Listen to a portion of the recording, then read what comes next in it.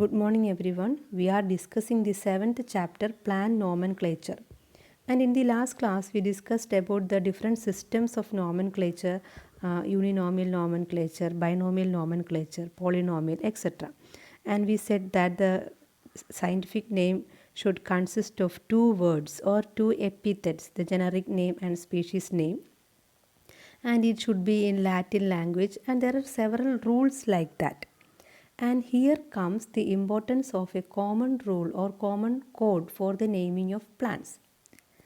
Unless there is a common rule, everyone follow their own rules and there arise confusion, isn't it? ഇപ്പോൾ ഓരോരുത്തരും ഓരോ rules അനുസരിച്ച് nomenclature ചെയ്യാൻ തുടങ്ങിയാൽ പലതിനും പല രീതിയായിരിക്കും. അപ്പോൾ ബൈനോമിയൽ നോമൻക്ലേച്ചർ നടത്താൻ വേണ്ടി ഒരു കോമൺ റൂൾ ആവശ്യമാണെന്ന് മനസ്സിലാക്കി ഈ റൂൾസ് ഫോർമുലേറ്റ് ചെയ്തത് ആരാണ്? International botanical congress. International botanical congress ഒരു കോമൺ റൂൾ ഫോർമുലേറ്റ് ചെയ്തു. And these rules or codes were published in the international association of plant taxonomy report. IAPT അല്ലെങ്കിൽ ഇൻ്റർനാഷണൽ അസോസിയേഷൻ പ്ലാന്റ് ടാക്സോണമി റിപ്പോർട്ടിൽ അവർ ഈ rules publish ചെയ്തു. ഓരോ 5 വർഷം കൂടുമ്പോഴും ഈ ബൊട്ടാണിക്കൽ കോൺഗ്രസ് വീണ്ടും നടത്തും. അല്ലെങ്കിൽ ചിലപ്പോൾ 5 എന്നുള്ളത് 6-7 വർഷമൊക്കെ ആവാം. എങ്കിൽ പോലും റെഗുലറായിട്ട് ഈ മീറ്റിംഗ് വെക്കും ഇൻ്റർനാഷണൽ ബൊട്ടാണിക്കൽ കോൺഗ്രസ്. ഓരോ മീറ്റിങ്ങിലും എക്സിസ്റ്റിംഗ് റൂൾസ് എന്ത് ചെയ്യും? റിവൈസ് ചെയ്യും, അല്ലേ? പുതുക്കുകയോ അല്ലെങ്കിൽ അമെൻമെൻറ്റ്സ് നടത്തുകയോ ചെയ്യും. The existing code is subjected to revision and amendments എന്ന് പറഞ്ഞാൽ ഭേദഗതി. ഇങ്ങനെ ഫസ്റ്റ് ബോട്ടാണിക്കൽ കോൺഗ്രസ് ഹെൽഡ് ചെയ്തത് 1886 പാരീസിൽ വെച്ചാണ്. And it is called as Paris code. Thereafter the code is revised in the upcoming botanical congress. പിന്നെ വന്ന ഓരോ ബോട്ടാണിക്കൽ കോൺഗ്രസ്സിലും ഈ കോഡ് എന്ത് ചെയ്തു? റിവൈസ് ചെയ്തുകൊണ്ടേയിരുന്നു. അങ്ങനെ ഇതുവരെ നടന്ന ഇമ്പോർട്ടൻ്റ് ആയിട്ടുള്ള ബോട്ടാണിക്കൽ കോൺഗ്രസ് അല്ലെങ്കിൽ ബോട്ടാണിക്കൽ കോഡ്സ് ആണ് റോച്ചസ്റ്റർ കോഡ് 1892 റോച്ചസ്റ്ററിൽ വെച്ച് നടന്നതാണ്. Vienna code 1902, America code 1907, Brussels code 1912, Cambridge code 1930, Tokyo code 1994, Vienna code 2005, Melbourne code 2011 and ഷെൻസൺ code 2016. ഇതിൽ ട്രൂ റൂൾസ് അല്ലെങ്കിൽ ഒരു ക്ലിയർ കട്ടായിട്ടുള്ള ഒരു റൂൾസ് അറൈസ് ചെയ്തത് 1930 കാംബ്രിഡ്ജ് കോഡിൽ വെച്ചിട്ടാണ് ഇതുണ്ടായത്. അതിനുശേഷം 18th ബോട്ടാണിക്കൽ കോൺഗ്രസ്, അതായത് മെൽബോണിൽ 2011 നടന്ന 18th ബോട്ടാണിക്കൽ കോൺഗ്രസ്സിൽ ചില മേജറായിട്ടുള്ള അമെൻമെൻറ്റ്സ് അല്ലെങ്കിൽ മേജർ ചേഞ്ചസ് വരുത്തി.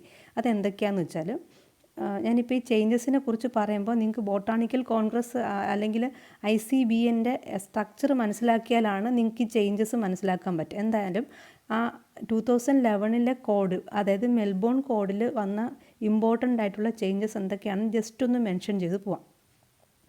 അതായത് 2011 മെൽബോൺ കോഡിന് ശേഷം അവർ ICBNൻ്റെ പേര് ICN എന്നാക്കി മാറ്റി. ICBN എന്തായിരുന്നു? International code for botanical nomenclature. അതിനെ ICN or international code for the nomenclature of algae, fungi and plants എന്നാക്കി. പിന്നെ രണ്ടാമത്തെ അമെൻമെൻറ്റ് എന്തായിരുന്നു? From January 2012 onwards and English description will be considered as valid. ഒരു പുതിയൊരു പ്ലാന്റിനെ കുറിച്ച് പബ്ലിഷ് ചെയ്യുമ്പോൾ ലാറ്റിൻ ഡിസ്ക്രിപ്ഷൻ വേണമെന്നായിരുന്നു അതുവരെ നിലവിലുണ്ടായിരുന്ന റൂൾ. 2012 ജാനുവരിക്ക് ശേഷമുള്ള പബ്ലിക്കേഷനിൽ Latin is not made compulsory and instead an English description will be considered as valid. ഇനി മൂന്നാമത്തെ അമെൻമെൻറ്റ് എന്തായിരുന്നു?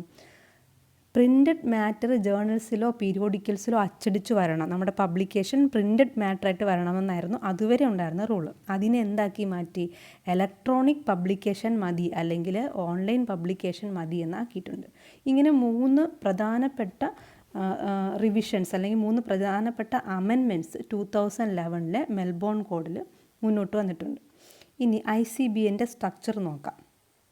ICBN has 3 divisions, Division 1, 2 and 3. Division 1 consists of a set of 6 principles which forms the basis of the system of classification. ഇപ്പോൾ division 1 6 പ്രധാനപ്പെട്ട പ്രിൻസിപ്പിൾസാണ് ഉള്ളത്. ഈ പ്രിൻസിപ്പിൾസിനെ base ചെയ്താണ് ക്ലാസിഫിക്കേഷനും നെയിമിങ്ങും നടത്തേണ്ടത്. ഇനി 6 പ്രധാനപ്പെട്ട പ്രിൻസിപ്പിൾസ് എന്തൊക്കെയാണെന്ന് നമുക്ക് നോക്കാം. ഒന്നാമത്തെ principle, botanical nomenclature is independent of zoological and bacteriological nomenclature. What does this principle States?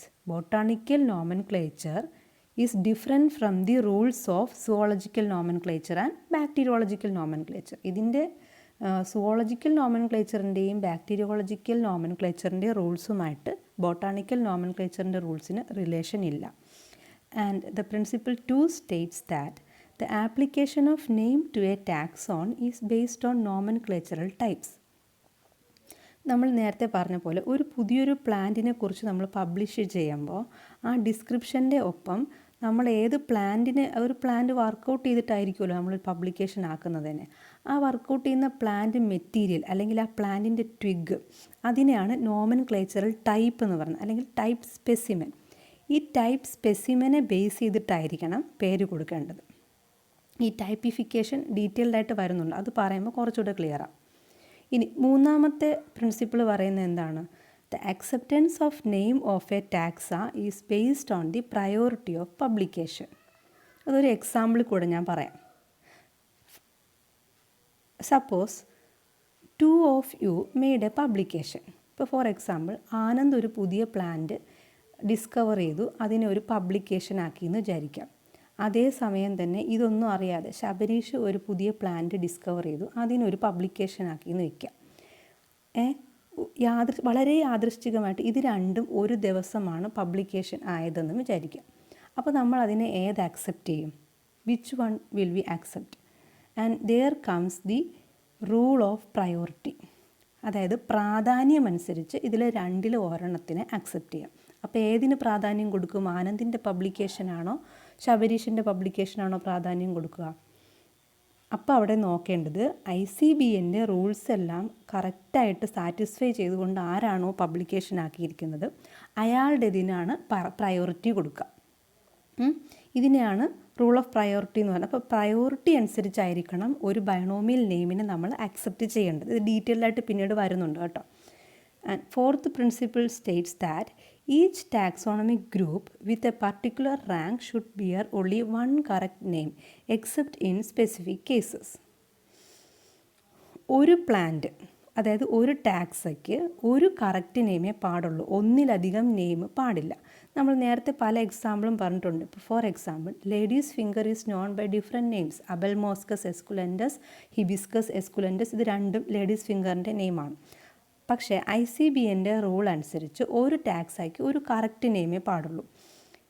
Except in specific cases. ഇപ്പോൾ സ്പെസിഫിക് കേസസ് എന്താണെന്ന് നമ്മൾ പിന്നീട് പറയും. ചില പ്രത്യേക സാഹചര്യങ്ങൾ മാറ്റി നിർത്തിയാൽ ഒരു ടാക്സായിക്ക് ഒരു പേരേ പാടുള്ളൂ. ഇപ്പോൾ നിങ്ങൾ തന്നെ ഓർത്ത് നോക്കും, ആനന്ദ് പട്ടാമ്പി കോളേജിൽ ആനന്ദ് എന്ന് അറിയപ്പെടുന്നു, ആനന്ദിൻ്റെ വീടിൻ്റെ പരിസരത്ത് വേറൊരു പേരിൽ അറിയപ്പെടുന്നു. പണ്ട് പഠിച്ച സ്കൂളിൽ ആനന്ദിന് വേറൊരു പേരാണ്. അങ്ങനെ വരാൻ പാടുണ്ടോ?